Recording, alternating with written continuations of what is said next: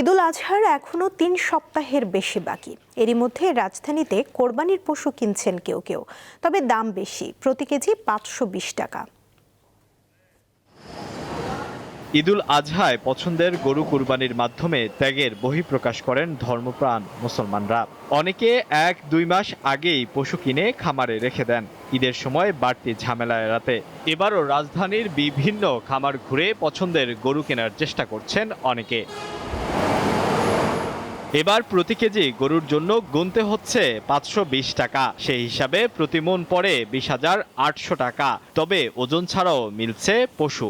Medium সাইজের গরুগুলো চাইতেছি, এগুলো আমাদের দামের সঙ্গে আমাদের ইয়ার সঙ্গে মিলতেছে না, একটু বেশি মনে হচ্ছে। তো ওদের সবার একটা কথা, খাবারের দাম বেশি। তো খাবারের দাম বেশি, সবসময় কি খাবারের দাম বেশি থাকে, এটা আমি বুঝতেছি না। খামারিরা বলছেন পশুখাদ্য ও পরিবহন খরচ আগের চেয়ে বেড়েছে। এর প্রভাব পড়েছে কুরবানির পশুতে।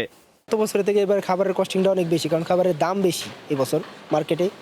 তো প্রতি বছর যেরকম থাকে কুরবানির আগে দামটা বেড়ে যায়, কিন্তু এই বছর অনেক শুরু থেকে দাম বাড়তি, যার কারণে সেটা তো গরুর উপরে পড়ে, সেটা আপনারাও জানেন। ঢাকার বাইরে থেকে বিভিন্ন জায়গা থেকে সংগ্রহ করি, সেখান থেকে কিন্তু আমাদের গাড়ি প্রতি ট্রান্সপোর্ট খরচ প্রায় 50-60% বেশি, যার কারণে সেটা কিন্তু আলটিমেটলি গরুর উপরেই পড়তেছে।